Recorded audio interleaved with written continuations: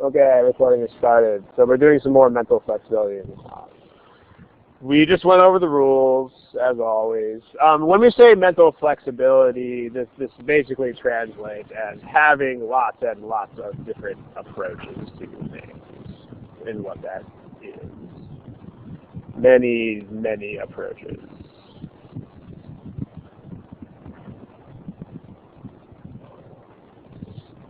So that's the point, having lots of ways to try stuff. Okay, let's try one. And again, here's the copyright notice, as always. These are all from GMAT Prep this time. There's none from any other source. So, free GMAT Prep software, again, not the paid question tags, that's important. The allowed questions are exactly the same as what's allowed in the forum. Exactly the same. Here is the first question of the day.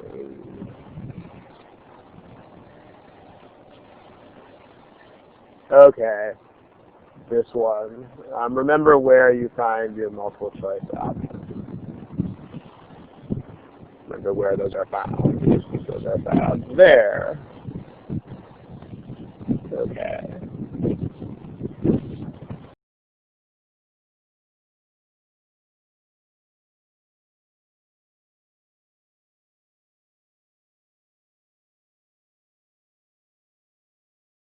Okay, if you are still working at this point, you should be absolutely sure that you are going to get this right if you keep working. If not, you should just cut it.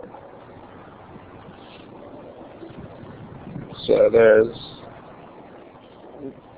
Pig 20, SNDZYLNG at Hotmail.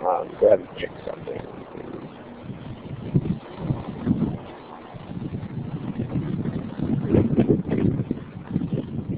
Okay, so remember the theme of today is mental flexibility. So what this means, I mean, most people don't terribly much have to be reminded of textbook methods, you know, like the ways that you learn in school to do math. So there's not going to be much emphasis on that today. We might even skip a few of those, depending on, you know. But let's talk about this. Remember, the emphasis today is on non-textbook ways to approach these things. So, who's got a way to approach this that isn't calculating a probability so much? Does anybody have ideas? I mean, think about probability. Like, how did you first learn what probability was way back in the day? Like, when you learned probability in, I don't know, 6th grade, 7th grade, they ask you questions like, if you pick a random letter from the English alphabet, what's the chance that it's like A through H? I mean, yeah, you just list them and you just count. Because, like, okay, I mean, what I'm going to do right now is I'm just going to make a giant list of some of the more common alternative methods. I mean, this is not really, I wouldn't call it exhaustive, but here's a list of common alternative methods that we've treated in many of these sessions. Okay, you have back solve, which means start from an answer choice and just see what you can do. You have plug in, which is also known as smart numbers. You have common sense estimation. You have make lists. Those are the 4 pretty big ones. So just what can help, by the way, because okay, here's the thing. Like, a lot of people, when we have these sessions about alternative methods, people are like, oh, well, okay, that's pretty easy, I can do it. But then when it's time to go take the exam, a lot of people find that the primary challenge is realizing that these are things. Like, you know, people are good at doing this in their living room, and they're very good at doing this in a session like this one where they're being prompted to do it. But just something for you to think about for test day. I mean, the primary challenge is going to be remembering to do these on test day, or even remembering that these exist on test day. So what you can do to address that, it's pretty simple but brilliant in its simplicity. You can just make a list of these and just write it down on your paper. So just like actually just put these down. As soon as you get that yellow plastic pad, just write these down in a list. So that way you never have to come up with these cold, and you can just look at your list. So when you get your yellow pad, when you get it, write this list down, and then if you get stuck on a problem, just go down the list. It's kind of cool. Because now you never have to come up with these cold ever again. Kind of neat.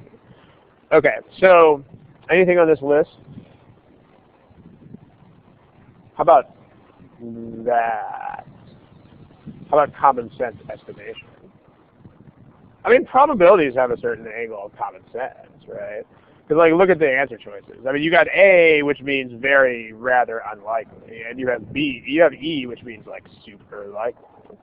I mean, you got 6 people, and so let's just think about common sense for a second, because here's the answers that you guys pick. What's interesting about this is the 2 most popular answers are the 2 super extremes, like the smallest probability and the biggest one. So, because common sense shouldn't really tolerate both of those.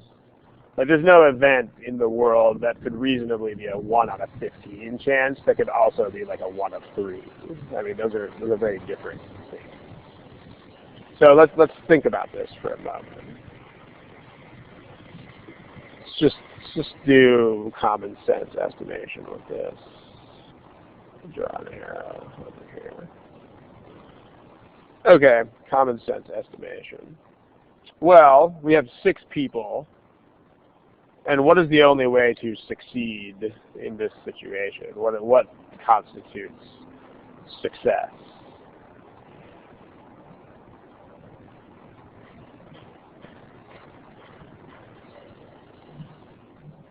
Yeah, you have to pick 2 exactly specified individuals out of 6, and you have to pick both of them.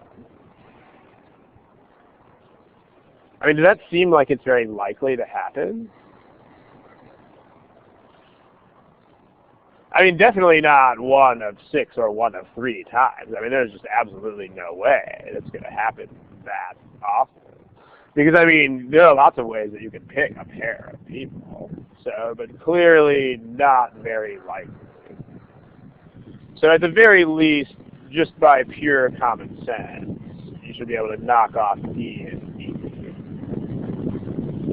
So, common sense says no, and no.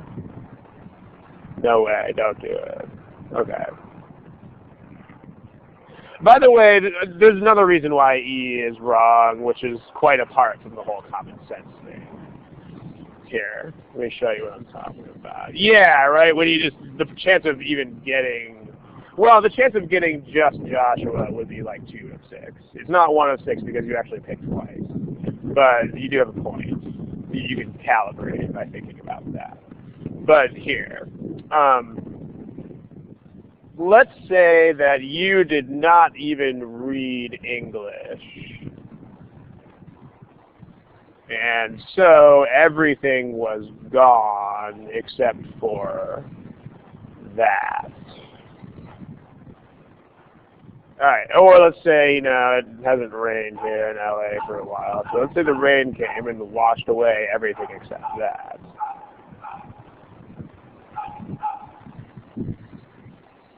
Okay. Let me tell you a story about this. The story is that you already know the answer is not 2 out of 6. Don't do it. Don't do it. Yeah, it's the don't do it answer. Yeah, right? I mean, if you have anything like this, I mean, the principle at work here is you will never just do simple arithmetic with given numbers. Not going to happen. I mean, even in the most basic problems. I mean, you might think something like this would happen in problem 1 or 2 out of the OG, and you'd be wrong. I mean, even the problems at the very beginning of the OG are already doing pretty significant mathematics, if they do. If it's computation, you'll at least have to contend with more than just simple arithmetic.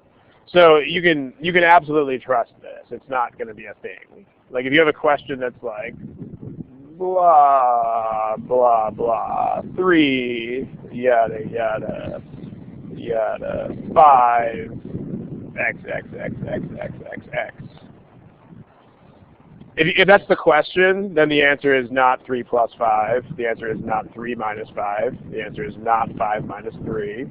The answer is not 5 times 3. The answer is not either of the divisions. And the answer is not 5 to the 3rd. And the answer is not 3 to the 5th. That's a lot of things that the answer is not. Yeah. Because those last two, in case you don't know what those are 5 to the 3rd and 3 to the 5th. Never. Not going to happen. So you can eliminate those before you even use your brain. It's kind of nice. Okay, so E is double bad. E is the don't do it answer, and it is also ridiculous by common sense. So, and yet, it was still the second most popular answer on the whole screen. I mean, I'm going to guess that a lot of people who picked it probably just literally divided 2 by 6. Don't do it, bad idea. Okay. Now let's talk about a method that will actually solve the entire problem. So, we do know that those are common sense, not D, not E. But, alright, here's your list again of names. What else in this list will work? Oh, it's so big. What? Why is it so big? There. What else in this list will work?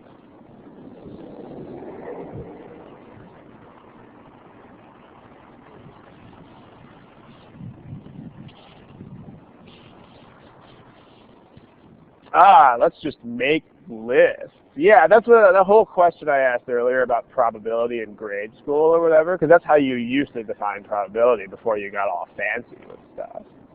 Before you learned all these weird, methods of multiplying fractions together. Yeah, what probability was at the very beginning. The original, I mean, because these kinds of things don't often work for probability. Back solve and plug in.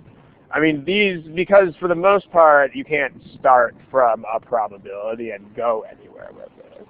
Like if I tried to back solve, I have nowhere to go. I can't start from 1/9 and do anything with it. And then there's no plugging because nothing is unknown. So, and for the most part, these things are not very useful on probability. You won't get much mileage out of these on probability.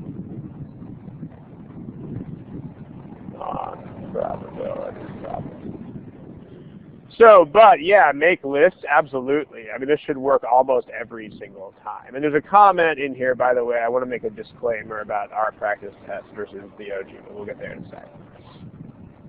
I mean, this is what probability is. I mean, you should almost always be able to do this.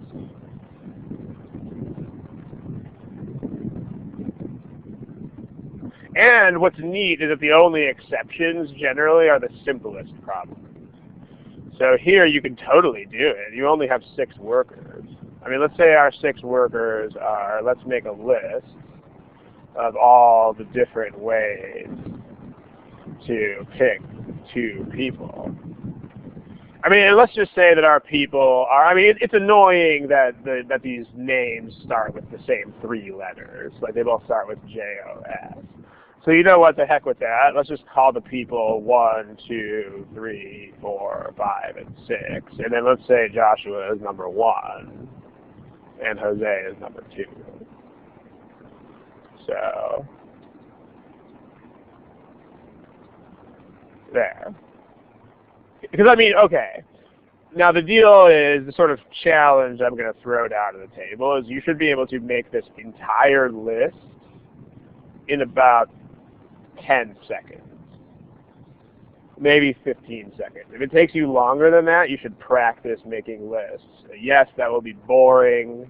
It'll be incredibly boring, but you need to be able to do it. So let's make this list. All the different ways to pick two people. Well, we can pick 1 and 2, 1 and 3, 1 and 4, 1 and 5, 1 and 6. 2 and 1 we don't need. We already have 1 and 2. So that's 2 and 3, 2 and 4, 2 and 5, 2 and 6. Then we've got 3 and 4, 3 and 5, 3 and 6, 4 and 5, 4 and 6, and 5 and 6. If you allow these to be in the other order, it's actually not going to matter because you'll just have everybody again. Like you would also have 2 and 1, and you would also have 3 and 1, and you would also have 4 and 1. I mean, you would just have 2 instances of every team. So, but there's Joshua and Jose are only one of this whole list. This is them. So you have one winning case out of looks like 15. So this is choice A.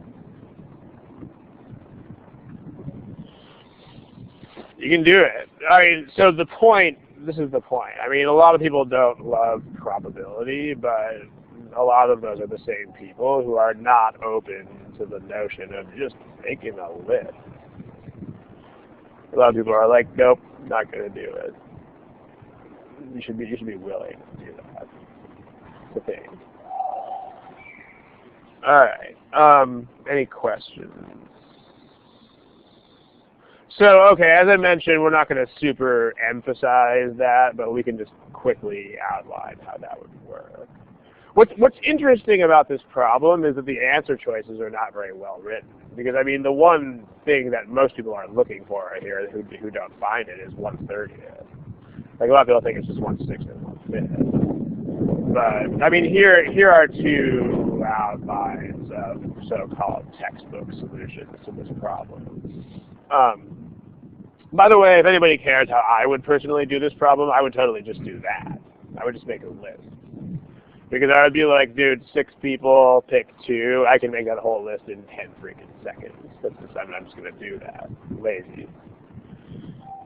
But you should be able to, if you have more approaches, that's always better. So one way you can do this is to realize that your first choice can be either Joshua or Jose. So that's 2 out of 6. And your second choice is the other one of those 2. So and means you multiply, and then that would be 1 out of the remaining 5. So that gives you 1/15. You can do that.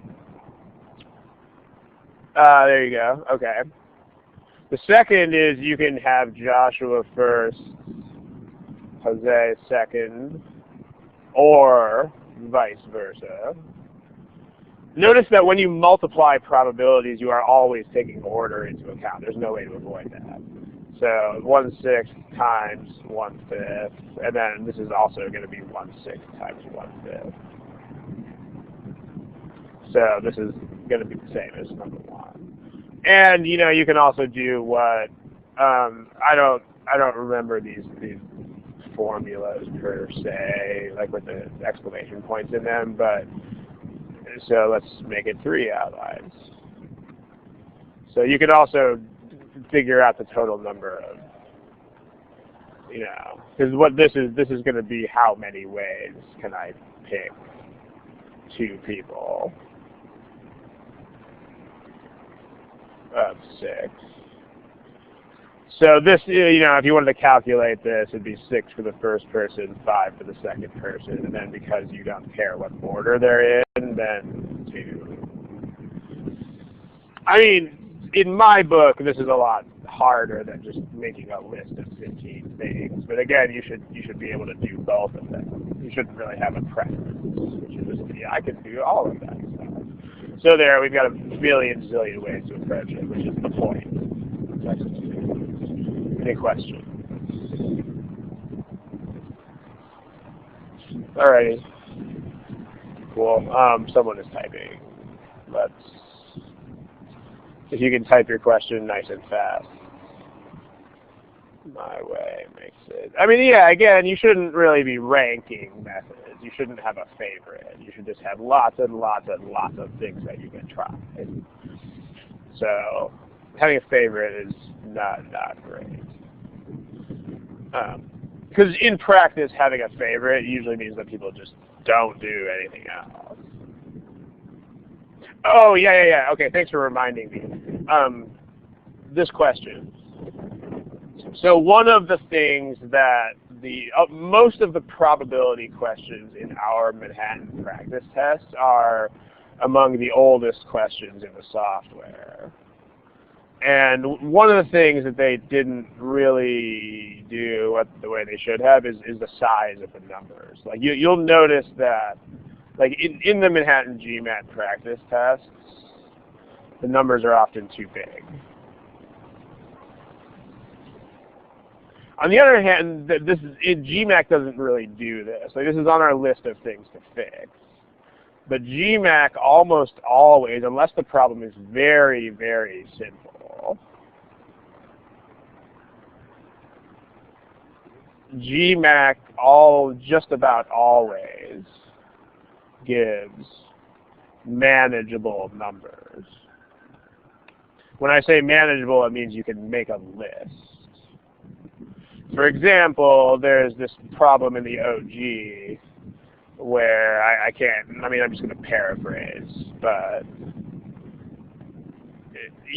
there's a problem in somewhere around the middle third of the OG problems. It's like, there are 8 teams in the league, and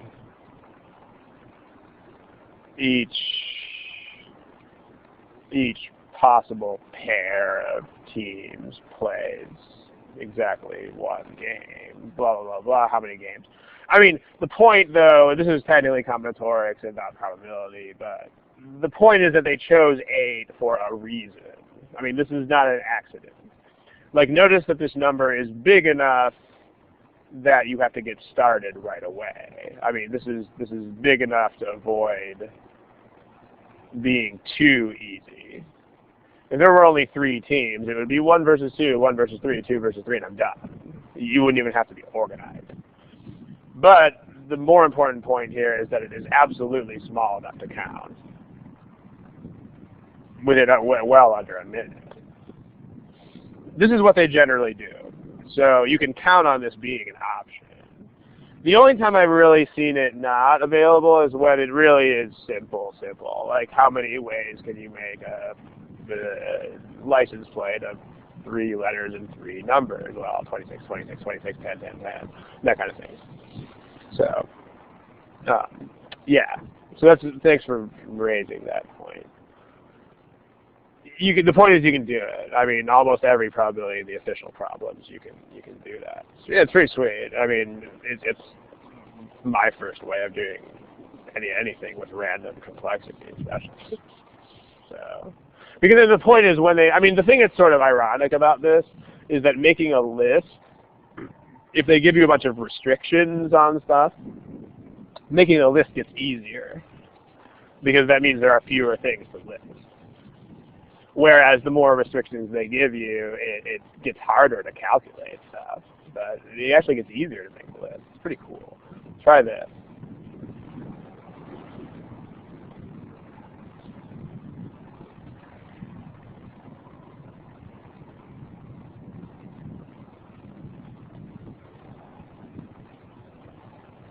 Yeah, well, it shouldn't be so big.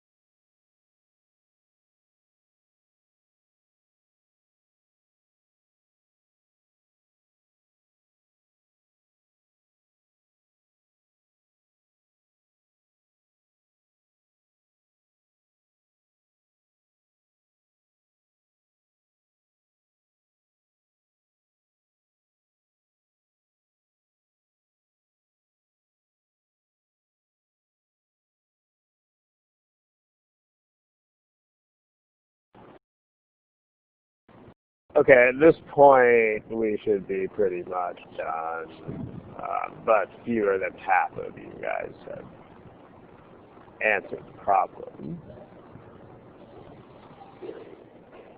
Remember, the key skill of time management here is just admitting to yourself, oh, stuck. I mean, that needs to happen right away if you're stuck. It needs to be like driving a car to some destination where you're already late. Like, think about how quick you would be to pull over and look at a map or something. Like, you would not guess which way to drive. I kind of go on and on about this in some of the other study halls. The reason why people have such weird instincts to just keep going random ways with stuff is because partial credit in school, they used to reward you for that. And ironically, they used to punish you for admitting that you didn't know what to do. It's not great. But there's no partial credit on this test. Yeah, if anything, there's negative partial credit in the sense of lost time. So you just got to pick a thing.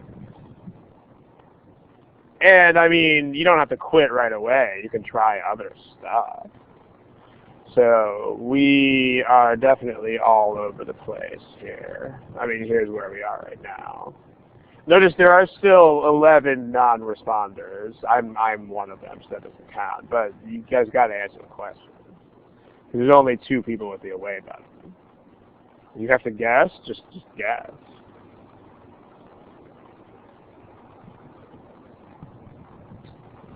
G, Barker K, Amelia, AKS, Icebreaker, Glycine, maybe you're not glycine, but it looks like amino acids.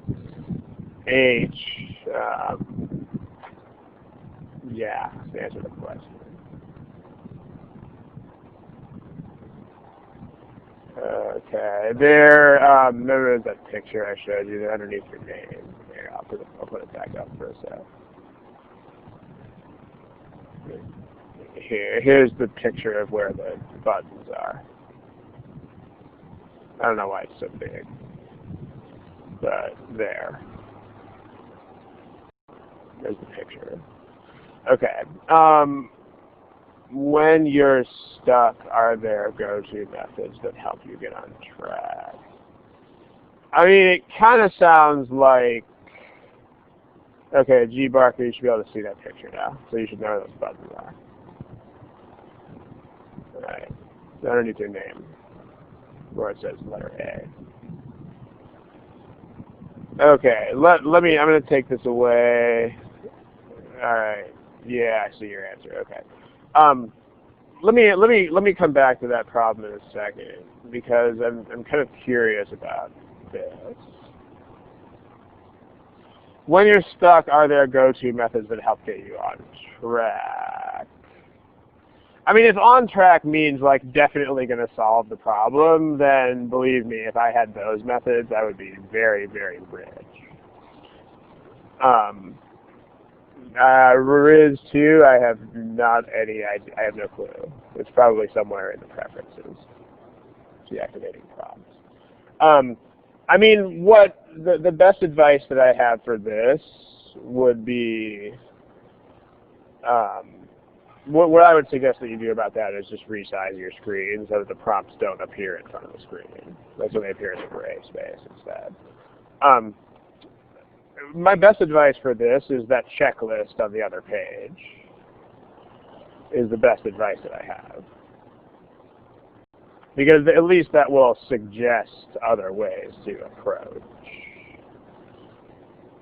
the problem. But if you're stuck, you need to admit that you're stuck. You need to not bang your head against the wall. It's kind of the best answer I have. This is kind of a non-answer. All right, well, here's a checklist. And then someone in the chat box is kind enough to explain how to deactivate the alerts. Okay. Out of these things, what's going to work here?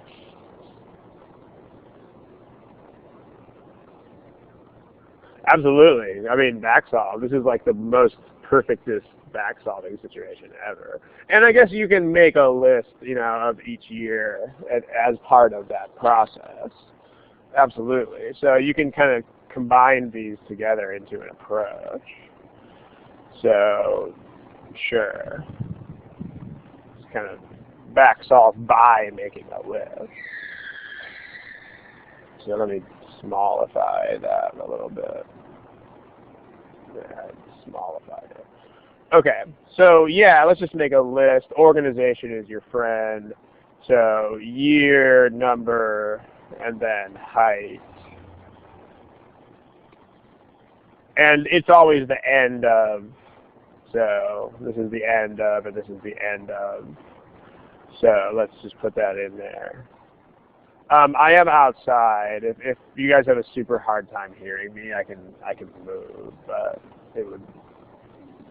No one said anything yet. All right.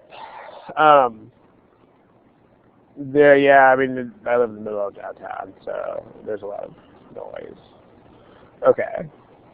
End of year number, and then height, and then let's back solve. So let's say we take. I mean, this is going to be the same column every time.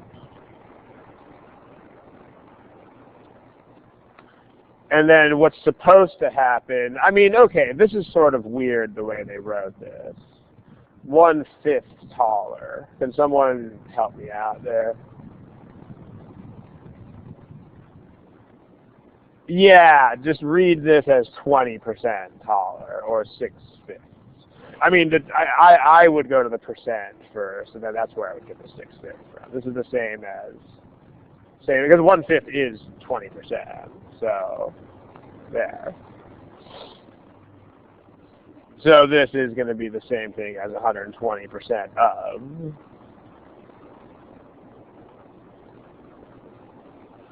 (1.2 times) or 6/5 times. I mean, those are all the same thing. And this is another kind of flexibility that you should have too, where you can do any of these interchangeably. Okay. So that's what's supposed to happen here. I mean, I remember when I first saw this problem, I read it as 1/5 of a foot taller, because that's what it looks like to me. But the thing is that you can dismiss that really quickly, because all of these choices are bigger than 1/5, and you're doing 2 years of growth. So, like, even if you use the smallest number here, you're still growing by 6/10 of a foot. So. Yeah, if it's misunderstanding the problem, then it's more of you probably need to slow down more. That's usually where that kind of comes from. But yeah, so what you're looking for, the goal of back solving, is that the bottom row should be 20% more than the top row. So absolutely. Bottom yellow should be 20% more than top yellow. Okay, let's pick a choice. What might help there would be there's a couple of sessions on word problems in general, just talking about how to better approach those to enhance your understanding, and then you might want to check those out. Because that's the point. A lot of people get confused pulling words out of paragraphs. So the word problem approach will help you with that. Give me a choice. Let's start with a choice. What's a nice choice to start with? Yeah, I like a half. I mean, a half is a very friendly number, so it's a lot friendlier than 2/5. So the height of the tree here at year 0, this is always 4 feet. But now this is where we start using the choices. So if we take choice C in blue, then that's going to be 4.5 feet, 5 feet, 5.5 feet, 6, 6.5, 7. Okay, so 7 is not 20% more than 6.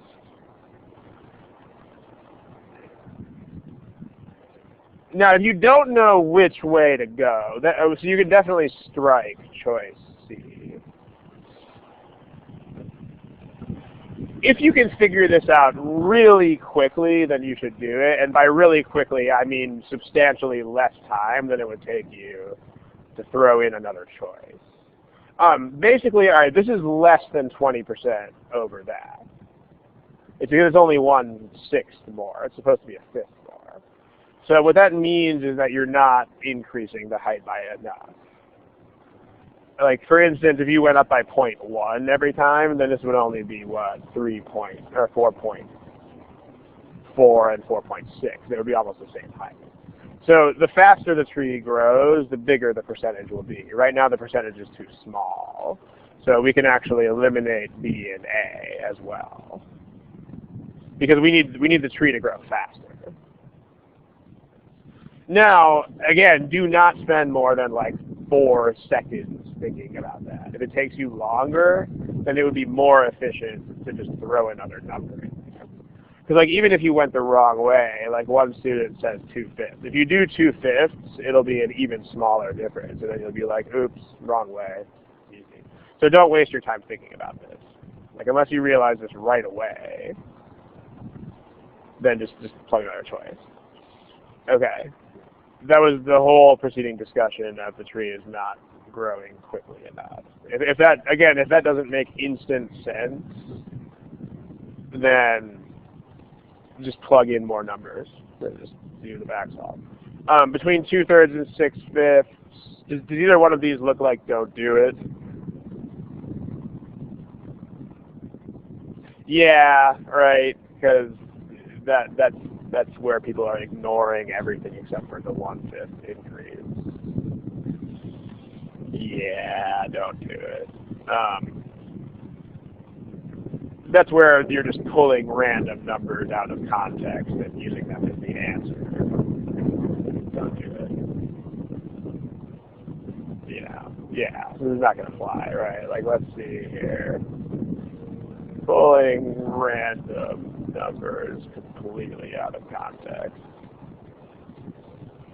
and using them as answers. That's not smiley face. Don't do it. All right, but as far as actually back, so I mean, I'm going to try D because D is the one that doesn't do that. So let's try D. D is our friend. D. Let's do in that color. 4. That's going to be like 4 2/3, 5 1/3, 6, 6 2/3. 7 1/3, and 8. And then we would probably want to, Riz, when the recording comes out, you can rewind to that part of the discussion as far as which way. But the most important thing about that is if you don't see it right away, then you don't even care. That's the most important part. That's why we're not going back to this. It's not me being a jerk. It's you just don't care unless it is because you could plug in B or A in about 5 seconds. Okay. Efficiency is the name of the game. So here, this is 6 2/3 to 8. So that's the same as 20/3, and that's 24/3, and that is actually a 20% difference because that's 20 and 24. If you subtract those, the difference is 4. 4 out of 20 is 20%. So you win. There, it's a thing. This is a 20% difference.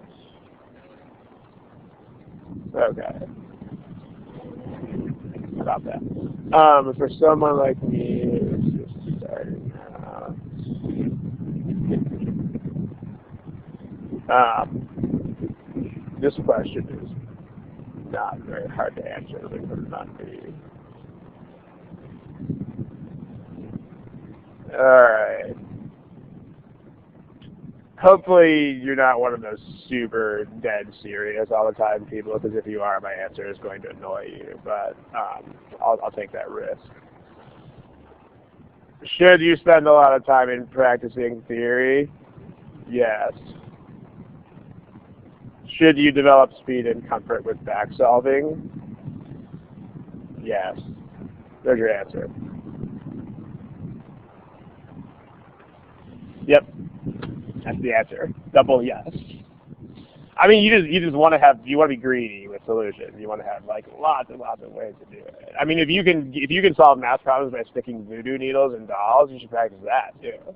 Like whatever works, do it. It's a thing. Let's see. This one's question right here. Is it important to practice always with a time constraint? I mean, I would say if you are a total beginner, or if you're trying to build a skill set that doesn't currently exist. What I mean by the second of these things is, like, let's say, for instance, that you are used to doing word problems by just scratching equations out onto a page with no chart or anything.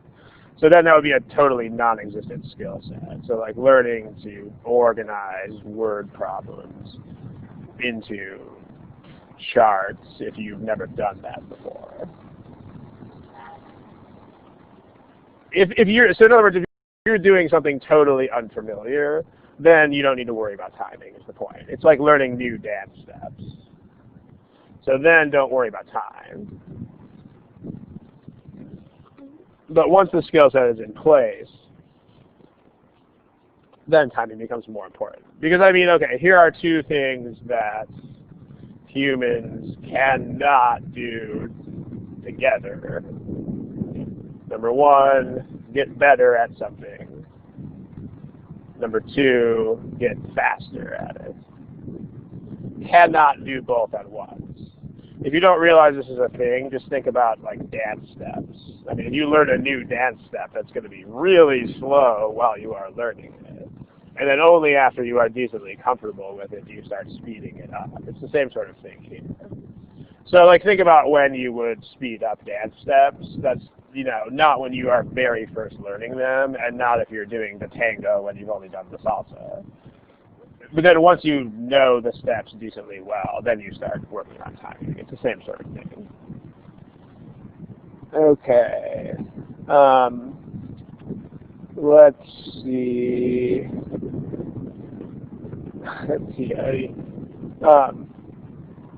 Yeah. Let's see. I don't know how peyote would help you with math problems. You probably just be seeing all kinds of things that weren't in the problem statement, so to speak. Let's see. Okay. Yeah. All right. So it seems like that discussion is. I mean, it doesn't matter what I prefer because I'm not you. So the point is that you shouldn't really have a preference. So yeah, they're things. You should be able to do them. So if we go back to this. All right, there we go. I mean, you can also do this algebraically if you want to. I'll give you a super quick outline of that. In fact, I'm going to be super lazy and just append it onto the existing chart. Here.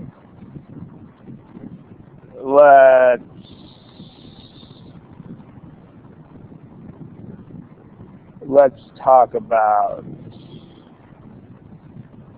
algebra. I'm just going to give you a quick outline of that because, again, that's not the point of today. So, but I'll just outline it for you. If you're going to do algebraically, then this is 4, and then the point is that you should make some sort of letter for the variable, for the amount that it grows every year. So say it grows by G for growth feet per year. So then this is going to be 4 plus G, 4 plus 2G, and so forth. This is not the only way to do this, but it's a thing. So, yeah. And then you can set this up as 6th year is 20% more than 4th year. That's the requirement. So 6th year is 4 plus 6G. And then you can use 1.2. You could also use the 6/5.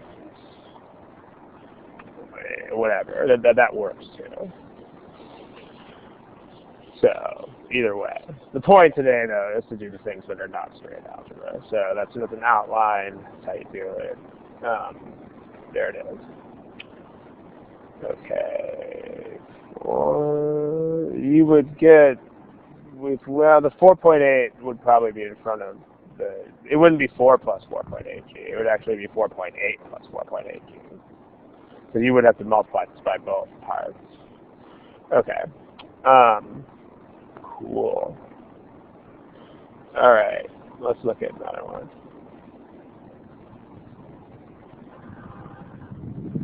Let's find you a fun one. How about this? So this is not multiple choice, so you're not going to have the same backup methods or what have you. But with data sufficiency, there's really only one major alternative method. If you've sat through enough of these sessions, you'll know exactly what I'm talking about. But we'll put it on the screen here in a moment. But go ahead and give this a shot. I'll be right back.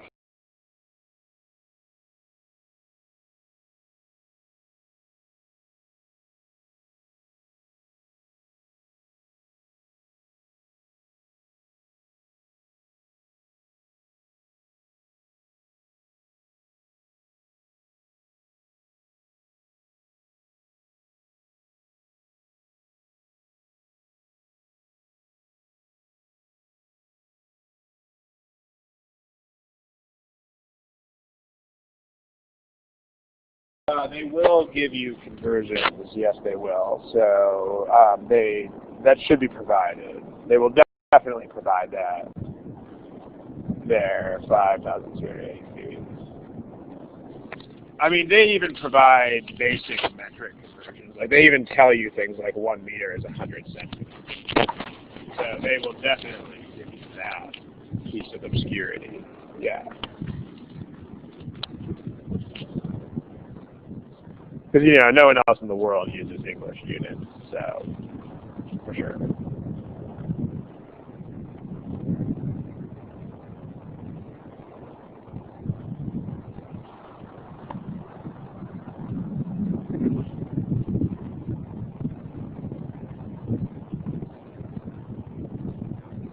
You do need the conversion, because there's miles in the question.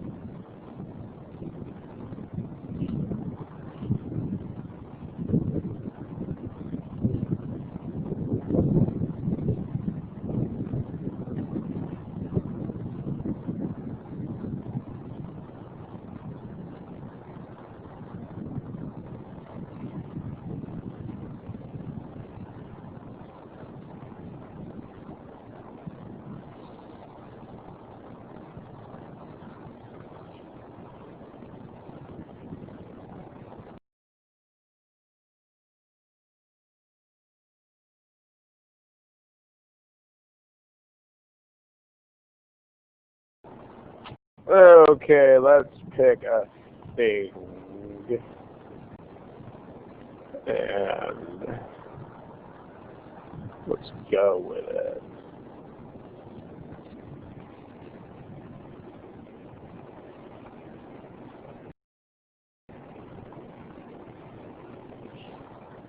At this point, if you're still working, actually this has been true for some time now, but if you're still working, you should definitely be positive that you're going to get it right.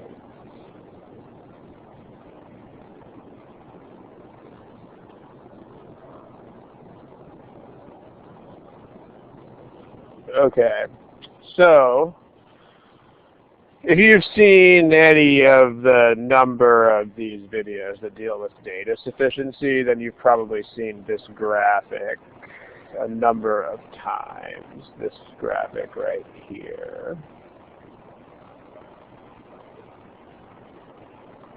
Wow, everything's so big today. Here. So any data sufficiency problem, there's basically two ways to do. Where your typical textbook approaches are one thing, but then testing cases, you just plug in specific cases of it, is the other. So I mean, there's not like a billion zillion alternatives like there are with multiple choice, and that's a plus and also a minus. It's really both. I mean, there's only two options. Obviously, that's a negative because you don't have as many options. But for a lot of people, it's also a positive in the sense that people, when faced with too many options, a lot of people seem to get this decision paralysis thing going on. Like where there are just so many options that I don't even know where to start. I mean, we've seen a little hint of that in the chat box where people are like, I don't know where to start. See, here it's not really a thing. If you can't figure out one of them, just do the other one and that's it. Also, the rationale for this is explained more in some of the other sessions if you want to check them out. But the goal of testing for specific cases is to get not sufficient, which means, in other words, that you're making two different things happen.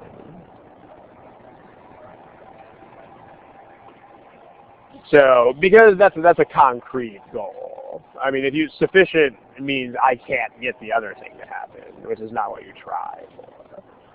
So, let's try this with just testing cases. So, we are going to have to convert this one way or the other because you have mismatched units of distance. You have miles, but then you have feet. Which way do you think we want to do that? Do you think we want to convert miles into feet or feet into miles? I mean, it could work either way, but I would go with miles to feet, like MH says, because there's two advantages of going that way. The first advantage of that is that you don't have to deal with weird fractions whose denominator is 5,280. So no weird fractions. But also you only have to do it once rather than twice, because the feet are in both statements. But notice what's more important is when you review the problem, you should be able to do it the other way too. You should actually be able to turn these into miles. Yes, it will kind of suck, but that should be part of your review, is doing it the other way. Just to get a sense of whether it's doable and how doable is it, what are the obstacles. And even maybe it might even point out some stuff for you to work on. Like if that just kills you, you might have to work on fractions, for instance. So, okay, but 6 miles is here, I'll work it out. It's about 31,000. It's worth 3,168, I would think. I mean, you should be able to round these off a little bit, but be careful with that. It's better not to round.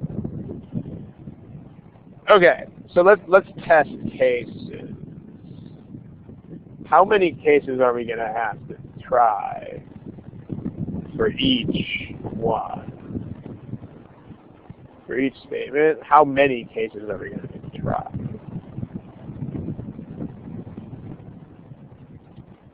Well, remember, not one, because it's data sufficiency. You can't just test one case. Okay, someone said extreme values, plural, so that means 2 cases. Right, no, it means the smallest possible and the biggest possible value. So, I mean, because one case will make everything look like it's always sufficient all the time. You know, because the only way to get not sufficient is to try 2 things and have them have different results. But yeah, that's the point. Extremes are the point. So try extremes. That's all we need to try. Because if the min and max are on the same side of this issue, then everything will be. And if they're not, then not. So, and make sure you organize. Just think about, the organization should just kind of happen. But the organization is basically just think about what you're going to do with the numbers, and then make columns for each major step. And you can organize any testing cases type situation by doing it. So we're going to have, these are statements about speed. So we can pick a speed. in feet per second. So then you're going to have a number of seconds, which will always be the same, but let's still put it there. And then that's going to be time. And then finally, what the issue is. That's not time, distance rather. Sorry.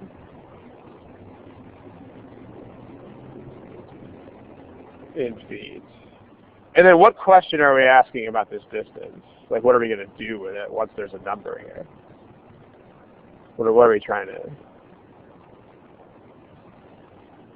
do?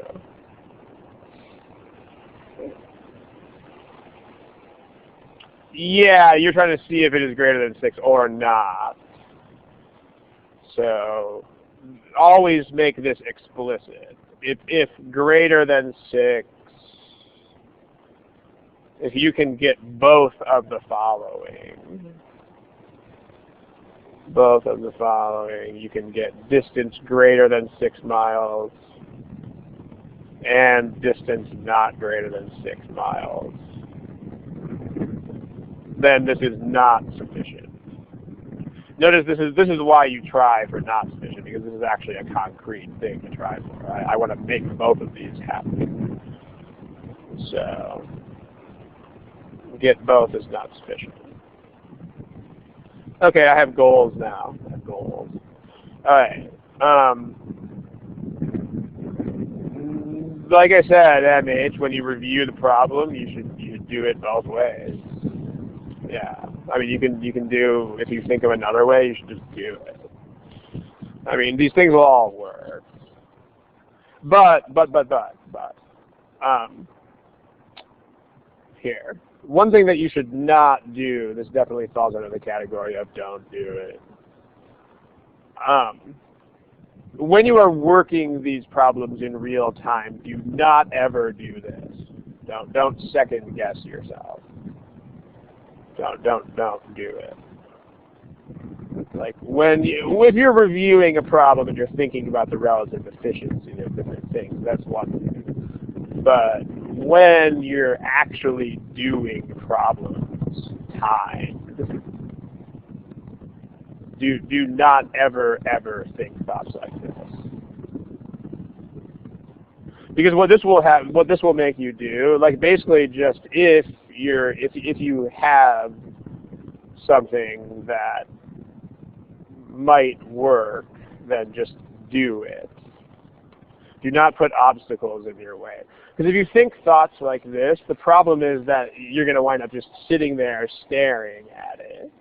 Even though you have a perfectly workable method in your head, you're going to be busy worrying about, is there a faster method? Don't do it.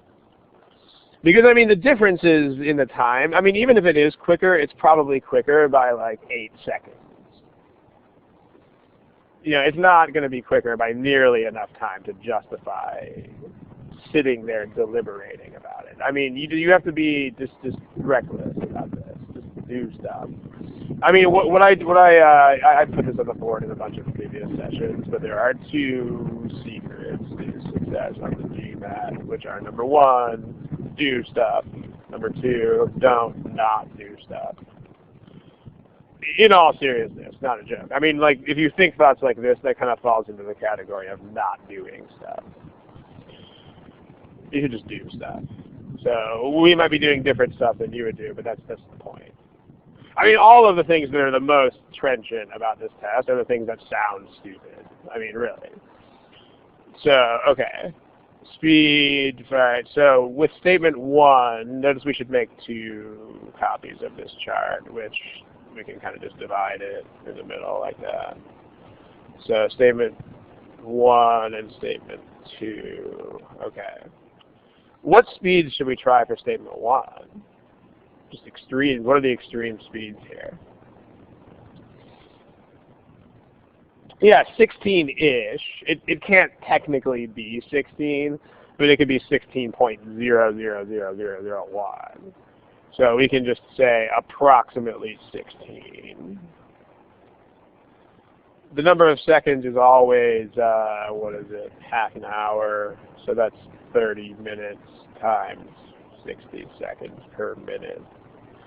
So 1,800 seconds.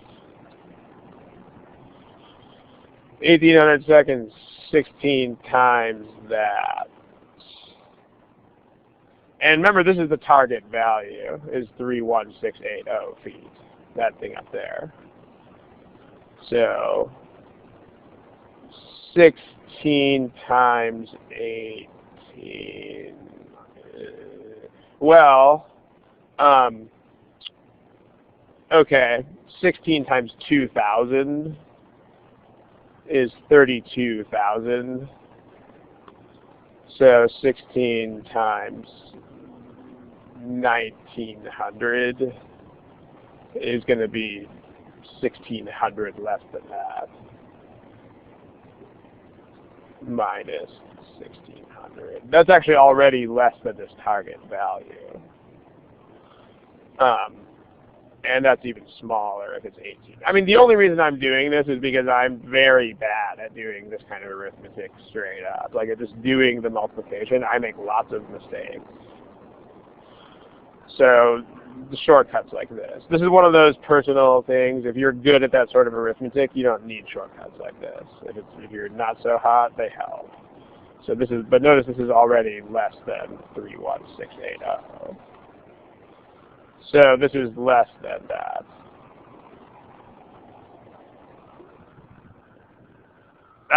But so 1,800 seconds is half an hour.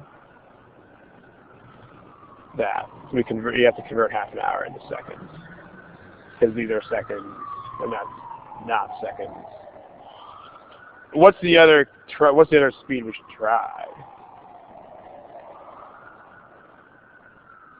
Yeah, like approximately infinity. Yeah, like, I don't know, 1,000,000. Or just, lots times 1,800. Like, whoa, fast. There. So that's going to be as big as you want. So this is going to get much bigger than that. So we got both. Not sufficient. They will give you the conversion. In response to the chat box, I mean, this transcription of the problem, they neglected that. But there is no way that the GMAT will require you to know these conversions. I mean, they don't even require you to know how many centimeters are in a meter. Like, even that, they will still tell you that there is 100.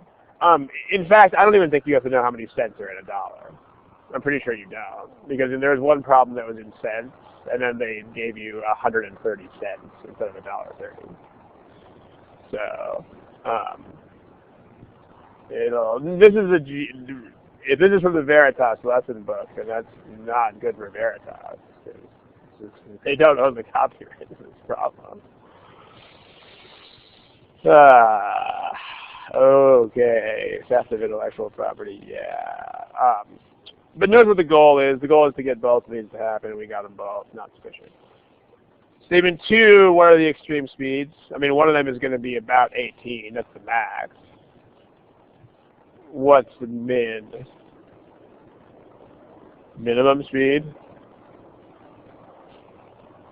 Approximately, whoa, watch it there. Minimum speed is going to be close to 0, close to standstill. So 0, it doesn't even matter how long you're traveling because your distance is going to be about 0. So this is clearly less than 31680. Approximately 18 times 1,800, we actually got to work this out because that's going to be pretty close. So if you do that, if you do 18 times 1,800, you get, I'll just have my computer do it. It's 32400, it's more. So that's going to be more than 31680. We got both again, not sufficient.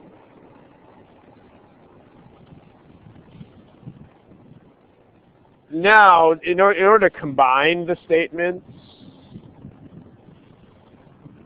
You might have to do new cases, but you might not. I mean, what we should first do is look at the cases that satisfy both statements. So, I mean, whoa fast gets thrown out when we combine because you can't be whoa fast in statement 2. But notice that this other statement is totally legit. I mean, 16-ish is definitely also okay in statement 2. So we can keep this. This works in both statements. So we can reuse this one. It works in both. But you can also reuse this one because 18 is definitely bigger than 16. Ah, we don't even need to do any work. Because you can reuse, I guess let's make that plural. You can reuse these ones because they work for both. That's it. That's enough to prove it. Like even if you combine them, you still have one outcome less than that, one outcome more than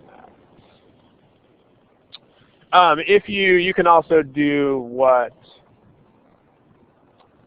MH said earlier. You could convert it to a speed problem. If you converted these, you would get some number between 16 and 18.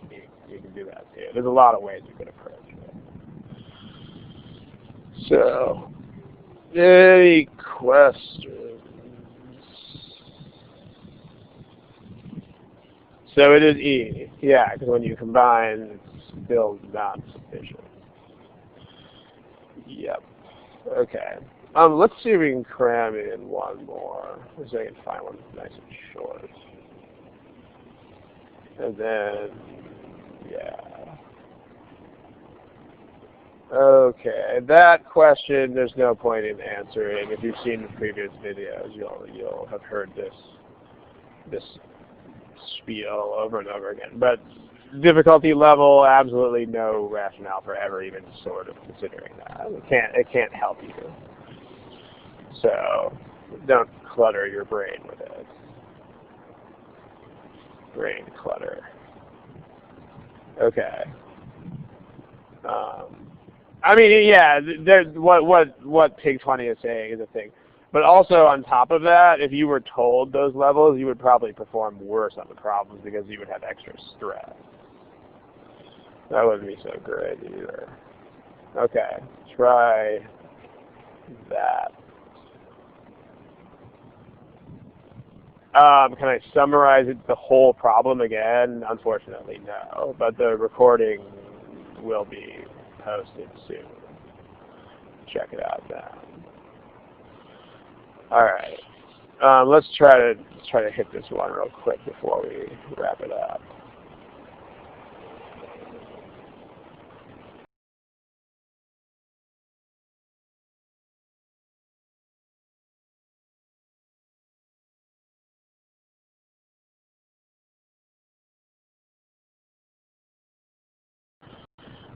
Let's try to wrap it up pretty soon.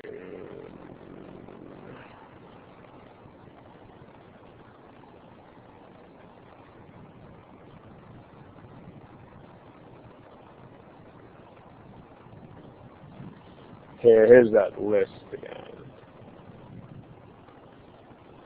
It's going to cover the whole screen when it first shows up, but I'll make it smaller. Okay.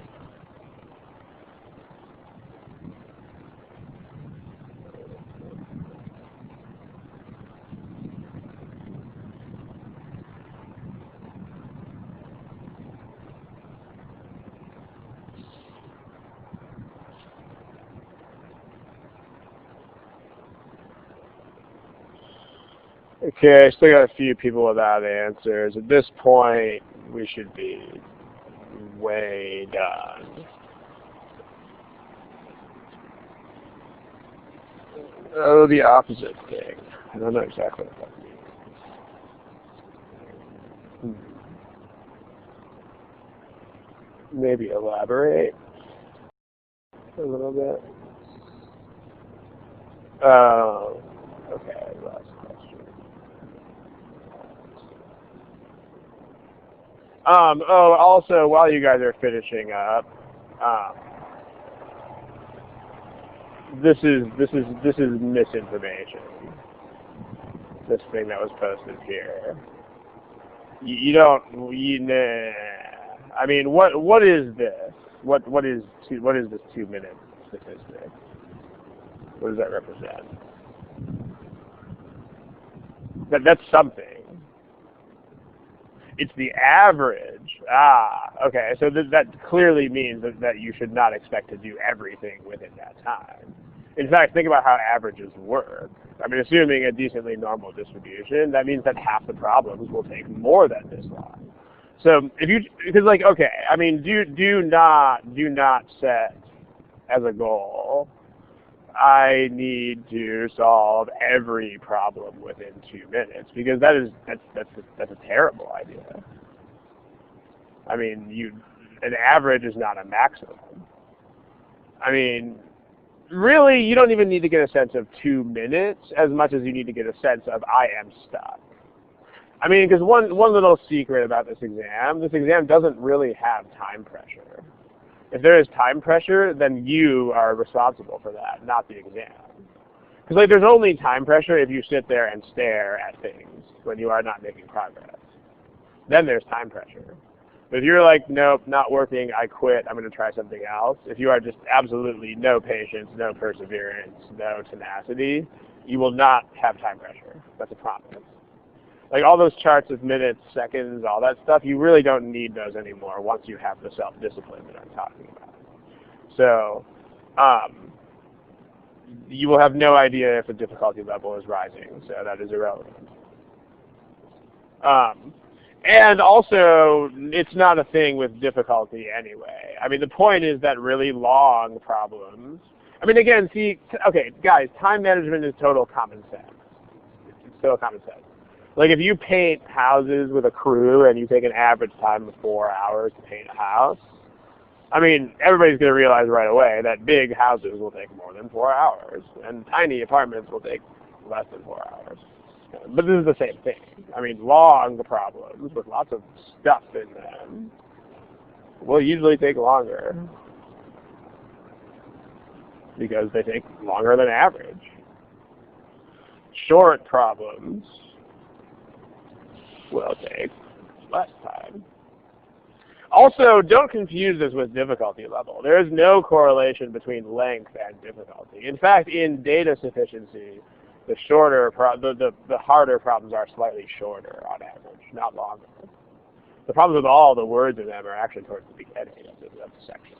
But you won't know, it's not going to matter.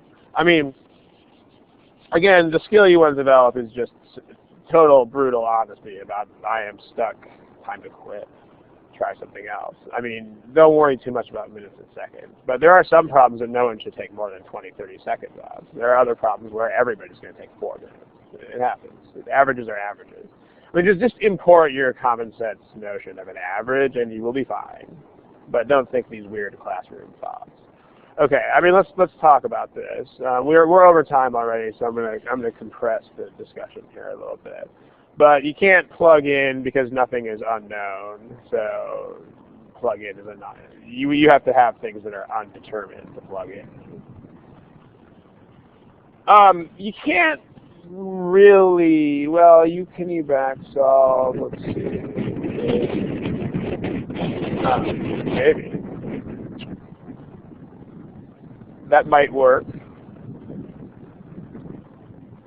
because, you can certainly go somewhere from that. Common sense estimation, sure. Make lists, there's nothing to make a list of. So that's gone too. Alright, so let's just do plain old common sense estimation. I mean, okay, it's not drawn to scale, but so on your paper you should try to draw it to scale.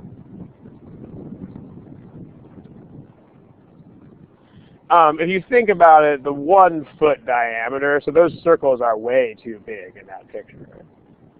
Because that's supposed to be 1 and 1, and yet that belt is supposed to be 15. I mean, the way they drew this, there's no way. This looks like it's 3 or 4, and then 3 or 4. So what it really looks like is the same deal, but with smaller circles. We don't need to be incredibly exact about it, but the circles won't be the circles will be smaller relative to the straightaways. So you're going to get something that's like roughly this. Okay. Looks like that. All right. Common sense estimation. We ultimately want the distance between the centers. But one thing that might be easier to think about at first is just the whole distance from end to end, which I'm going to do here in pink.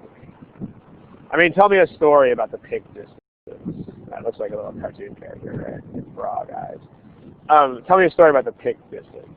Anybody? Can you put a boundary on that? Remember that this whole thing was 15.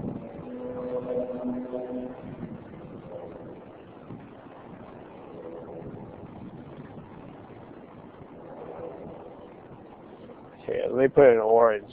It's good, yeah. Well, so the orange distance is 15 over 2. So it's going to be less than that, but not by a ton.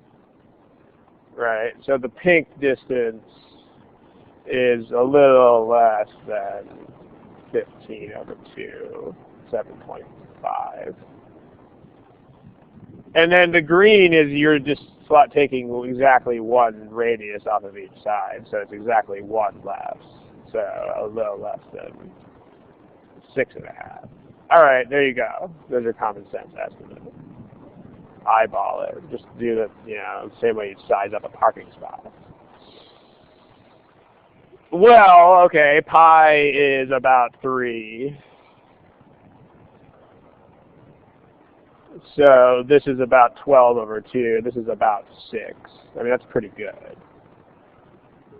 This is 15-ish over 4. This is about 3.75. There's absolutely no way it's that small. 15 minus 6. This is 9-ish. I mean, that's bigger than 7.5, so that's impossible. And this would be even bigger than that. This would be about 12, which is twice as big as it should be. And then this is about 6 as well. So you have 2 choices that survive. Now, if you look at choice E, you should realize that something is a little bit fishy about it, because it seems to not care how long the conveyor belt is. Because there's no way you're going to get the 15 to combine with pi. So there should be a 15 in there somewhere. Because it obviously matters how long this is. Like if this was 19 feet instead, then everything would get longer. So this doesn't make sense that there's only a pi term in here. This choice doesn't contain anything that corresponds to the actual length of the belt. So that's not going to work. So it's got to be A. I mean, E is not ridiculous in terms of the actual length, but E doesn't make any sense because we've got to have a 15. So you can do that, sure. You can common sense estimate. Let's see, can you back solve? I don't know. Let's just think about it. I honestly don't know if you can back solve it. Let's find out. Let's try to back solve this. Okay, so let me take that diagram from the last page with the colors on it. Because if you back solve, that means you're starting with the green distance. So then you can find the pink distance, and then you can find the orange distance. And the orange distance is supposed to be what? I mean, if this back solves correctly, then what's the orange distance?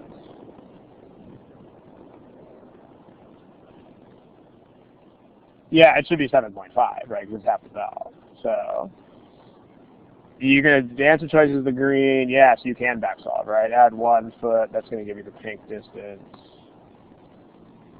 And then that's going to be orange distance. Can you find it? Well, because notice the green distance you can also put. I guess you don't have to do the pink distance. The green distance is also up there, because this is a rectangle. So we don't need the pink. Instead, you can realize that the orange distance is, there's a quarter circle, there's a quarter circle. So that's half a circumference. That's half pi. Pi over 2. That should be orange distance. And that should be 7.5. Okay, so if you pick A, might as well start with that, right? So that's 15 minus pi over 2. Oh yeah, this is totally going to work. So if you plug that in there, then if you add that to a half,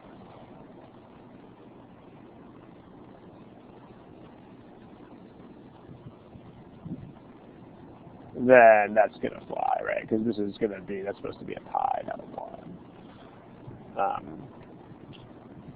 15 minus pi over 2 plus pi over 2. Well, those are going to go away. And you have 15 over 2. So, yep, we win. There you go. Okay, that's a thing. I got to run here, guys, but that was like way over the time, but it's cool stuff. And there's an algebraic way posted in the window for your convenience. No, thanks for that, BK.